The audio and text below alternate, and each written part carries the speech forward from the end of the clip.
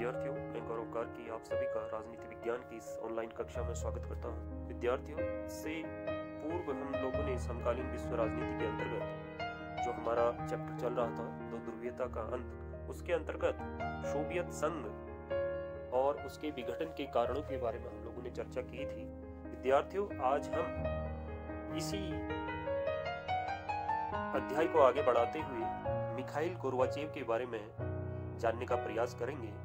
विद्यार्थियों, इससे पूर्व हम लोगों ने सोवियत संघ के विघटन के जो कारण पढ़े थे, उसमें मिखाइल गोर्बाचेव की एक महत्वपूर्ण भूमिका के बारे में हम लोगों ने पढ़ा था।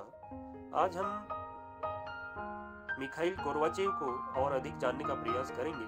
विद्यार्थियों, सन 1950 में कम्युनिस्ट पार्टी के मिखाइल गोर्बाचेव महासचिव बने और उसके कुछ ही समय के बाद सोवियत संघ के राष्ट्रपति बनने का मौका मिला इनको, और इनके द्वारा सोवियत संघ में आर्थिक और राजनीतिक सुधारों की शुरुआत की गई। इनके द्वारा पेरेस्ट्रोइका और ग्लासनोस्त की नीतियां शुरू की गई, और इनके द्वारा जो शीत युद्ध के दौर में जो एक तनावपूर्ण माहौल चल रहा था पूंजीवादी संयुक्त राज्य अमेरिका और सोवियत संघ के बीच, उस तनाव को भी इनके द्वारा कम करने का प्रयास किया गया। इन्होंने जो सैन्य प्रतिस्पर्धा दोनों महाशक्तियों के बीच में चल रही थी, उस प्रतिस्पर्धा को भी कम करने का प्रयास किया और अफगानिस्तान और पूर्वी यूरोप से सोवियत सेनाओं को वापस बुला लिया। और विद्यार्थियों, इनके द्वारा जो सोवियत संघ के अंतर्गत जो गणराज्य थे, उनमें जो लंबे समय से जो एक सोवियत ढांचे में परिवर्तन की जो मांग चल रही थी और जो आर्थिक सुधारों की मांग वहां पर चल रही थी, उन सुधारों को भी आगे बढ़ाने का प्रयास किया। लेकिन जो आर्थिक और राजनीतिक सुधार इनके द्वारा किए गए, जिनकी शुरुआत की गई, वो सुधार कहीं न कहीं सोवियत संघ को एक बनाए रखने में असफल रहे, और जिसका कारण रहा कि सोवियत संघ का कुछ ही समय के बाद इन्हीं के कार्यकाल में विघटन हो गया और ये सोवियत संघ के अंतिम राष्ट्रपति कहलाए। तो विद्यार्थियों, इस तरीके से हम ये जान सकते हैं कि जो मिखाइल गोर्बाचेव थे, वो पूर्व के जो सोवियत संघ के राष्ट्रपति हुए, उनसे अधिक उदारवादी थे, और ये चाहते थे कि जो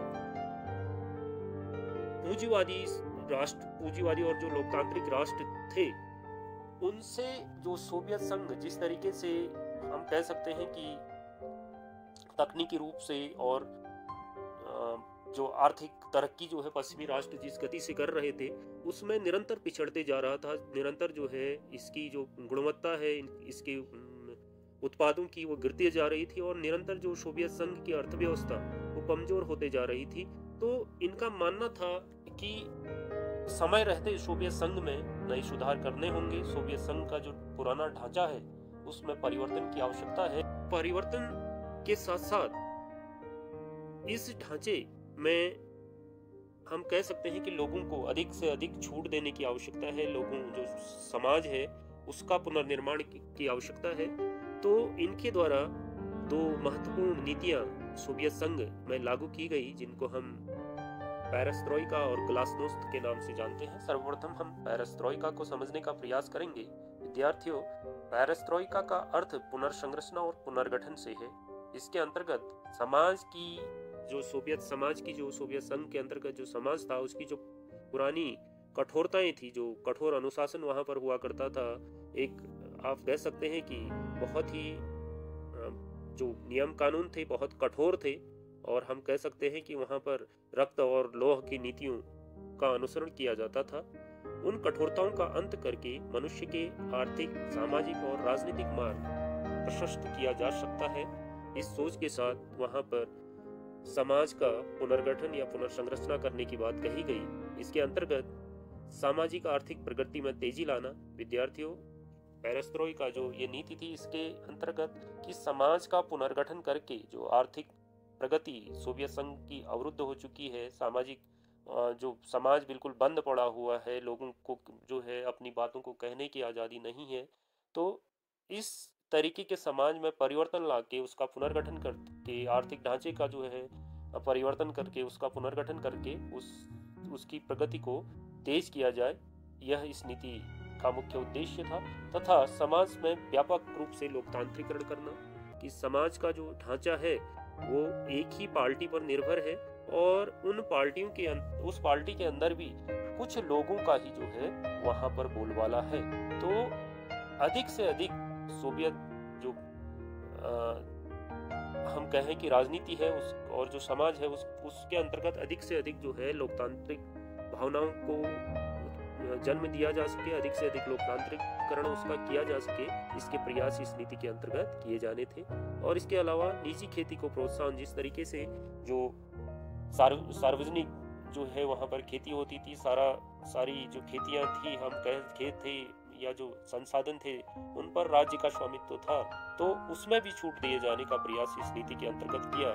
निजी खेती को अधिक से अधिक प्रोत्साहित किया जाए, निजीकरण पर बल दिया जाए, ये प्रयास इस नीति के अंतर्गत किए गए। इसके अलावा प्रौद्योगिकी एवं निवेश संबंधी नीति में परिवर्तन लाकर अर्थव्यवस्था का संरचनात्मक पुनर्गठन करना। और जो प्रौद्योगिकी और निवेश संबंधी जो नीतियां थी कि किसी भी देश से जो है यहाँ पर निवेश की आजादी नहीं थी, मुक्त व्यापार यहाँ पर जो है प्रतिबंधित था, तो इस तरीके से और जो नई टेक्नोलॉजी, दूसरे देशों की टेक्नोलॉजी को आयात करने पर भी यहाँ नियंत्रण था।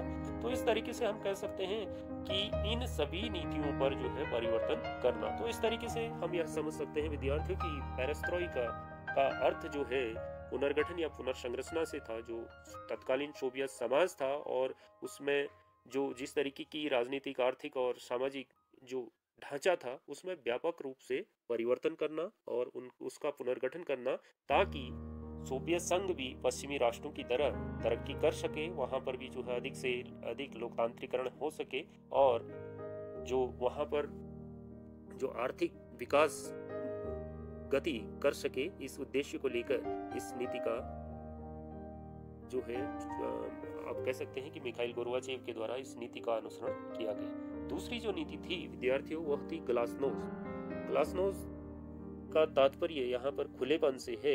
इस नीति के अंतर्गत लोगों को विचारों को व्यक्त करने की आजादी से है। जिस तरीके से सोवियत संघ में लोगों को अपने विचारों को व्यक्त करने की आजादी नहीं थी, लोग अपने विचारों को किसी भी संबंध में, चाहे वो देश में प्रादेशिक प्रदेश की समस्याओं को लेकर हो, आर्थिक हो, जातीय हो, युवा वर्ग संबंधी या सामाजिक समस्याओं पर जो है खुली बहस की उनको आजादी नहीं थी। वो अपने विचार या सुझाव जो है सरकार तक नहीं पहुंचा सकते थे।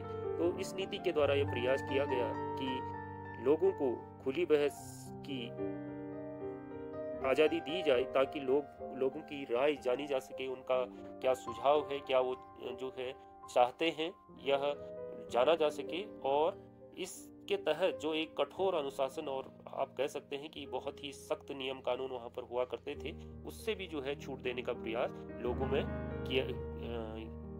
किया गया, या हम कहें सोवियत संघ के अंतर्गत किया गया।